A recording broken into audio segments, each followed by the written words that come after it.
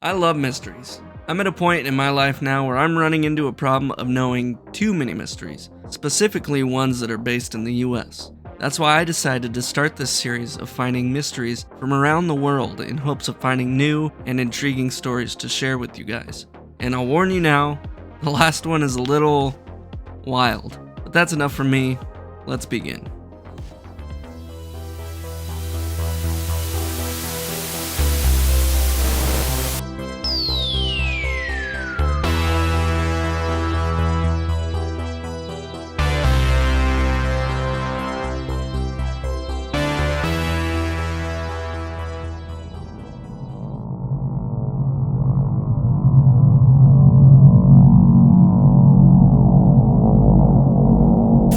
On February 17th, 2004, a 68-year-old gentleman was at a Jesco in Japan, which, if you're unaware like I was, is basically a brand of shopping mall. He walked up to an ATM to withdraw some money. Loitering nearby was a younger woman who had a baby in a harness on her chest. He would successfully withdraw his money and begin to walk away. The nearby woman would approach him, seemingly just to pass by him. She wouldn't pass by him, however, she would actually bump into his shoulder. While the man stood there in a brief bout of shock, the woman would find his wallet on him, and the two would begin to wrestle for it. Not making any progress on robbing this man, the woman would yell the word, "Thief!" Nearby shoppers and employees would see the woman with the baby fighting with an older man. They obviously went to help the woman, thinking that she was being robbed.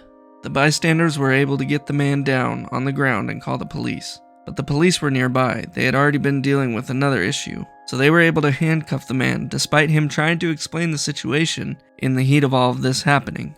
An officer would be on top of this older man for about 20 minutes, and witnesses would say that the police were being very rough with him.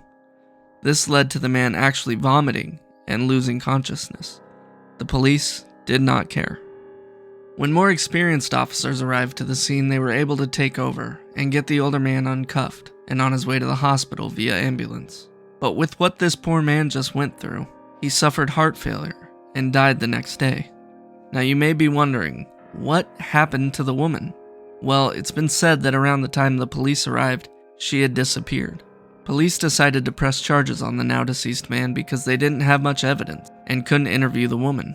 My question is, how do you press charges on someone without knowing the full story or even looking at the camera footage of the area first? Because there were cameras in the area, which is how a few investigators within the police force, who thought the whole story was a little suspicious, found out that not only did the man not instigate it, but he was completely innocent and the victim.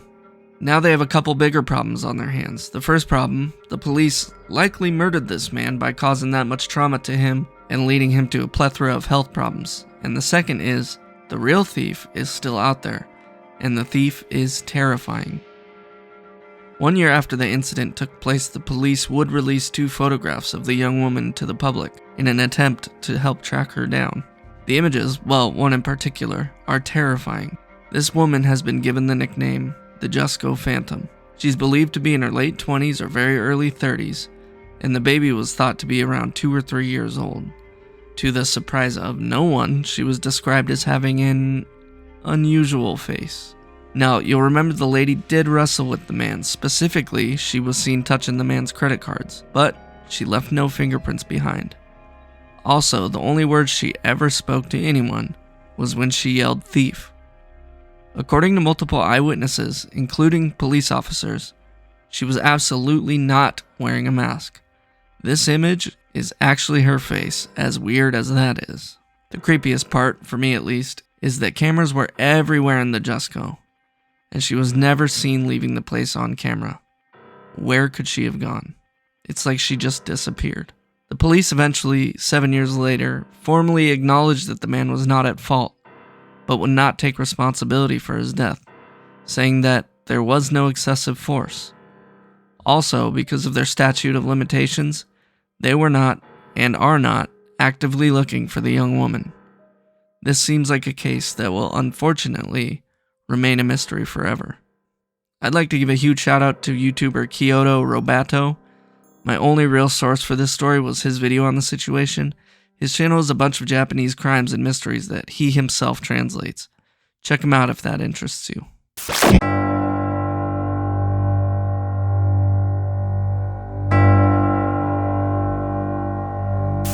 In a borough of Mexico City lies what is probably the scariest island in the entire world. You may have heard of it. It's called the Island of the Dolls. But you may not know its backstory and why it's become home to many of these hanging dolls. Sometime in the mid-1900s, a man by the name of Don Julian Santana Barrera, God, I hope I said that right, moved onto the island, which he owned after leaving his family. At some point after moving to this island, Don would find the body of a young girl who had drowned in the canal. He also found a doll that he believed belonged to the young girl nearby. He would take this doll and hang it on a tree in memory of this girl, and eventually, over the years, continued to add dolls to the collection by trading away his produce that he would grow in his own garden. In 2001, Don's nephew would visit him on the island. As they were fishing, Don would tell his nephew that the mermaids in the water were calling to him.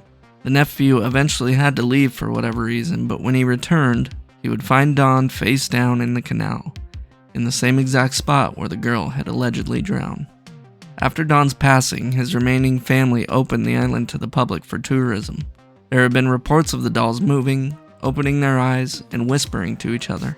There's also never been any evidence of the little girl that Don said he found actually existing. If you want to see this creepy island for yourself, I believe you can still get a tour there, and if you have been there, I, and I'm sure many others, would love to hear about it in the comments. Tired of the same old YouTube channels? Looking for more excitement? Subscribe to Creeper Nick if you're enjoying, and Consider becoming a member for early access to videos and member-exclusive videos. Better hurry though, this is not a limited time offer. I'll shut the hell up and get back to the videos.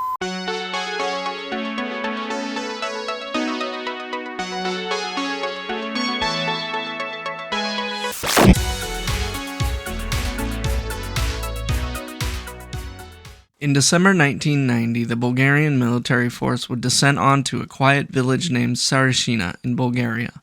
This was part of Operation Sunray, and the commander was Colonel Svetka Keniev. The whole point of Operation Sunray was finding centuries-old treasure buried underground. The military would set up their dig sites and begin digging a large hole into the ground. It was fairly early when they discovered that this wouldn't be an easy task. There was an underground lake nearby that threatened to flood the site and ruin all progress.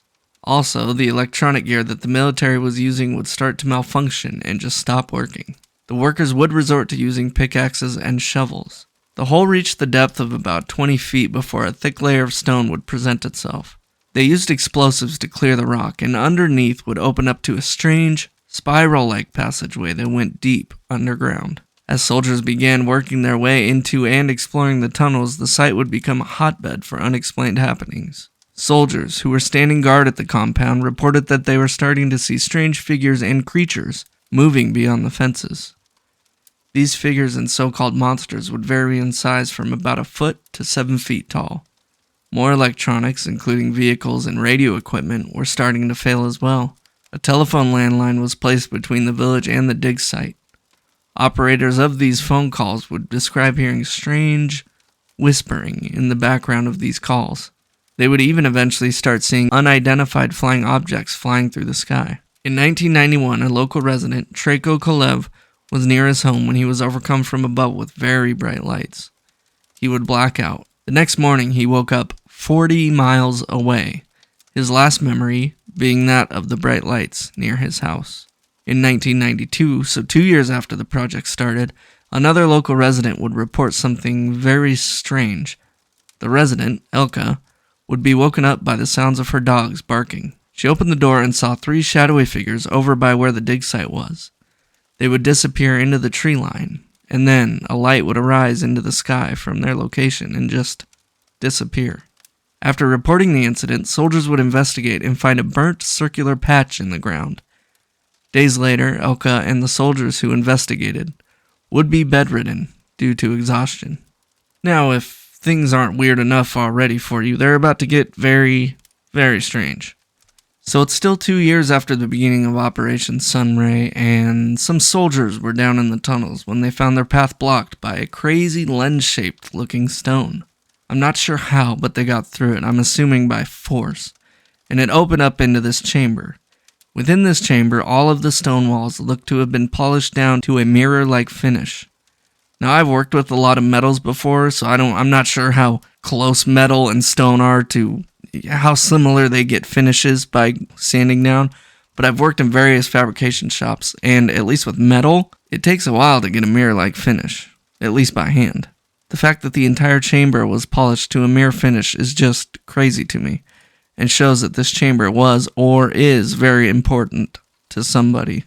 After noticing the walls finished, the soldiers would look further into the end of the room, where they found skeletal remains of a large, towering creature. The bones of this creature also seemed to have fused into the rock itself. Also present in the room were weird symbols or hieroglyphs visible just under the stone wall surface. Once in the center of the room, the team was stopped by some sort of unseen barrier. Part of that unseen force suddenly hurled a soldier across the room. Soon after, the other soldiers would open fire on, the invisible monster, I guess. Another soldier gets flown across the room, and they eventually retreat, and most make it out of there alive. They would use explosives and concrete to seal up the hole and trap whatever had attacked them underground. Unfortunately, when they sealed it up, they also sealed up some soldiers. All of the records of this operation were hidden away by the military or government, and even though there were tons of people that were involved and employed at the dig site, no photographic or video evidence exists that we know of. A lot of the military documents are said to have disappeared or been destroyed. I hope you enjoyed these stories as much as I did. Thank you for watching.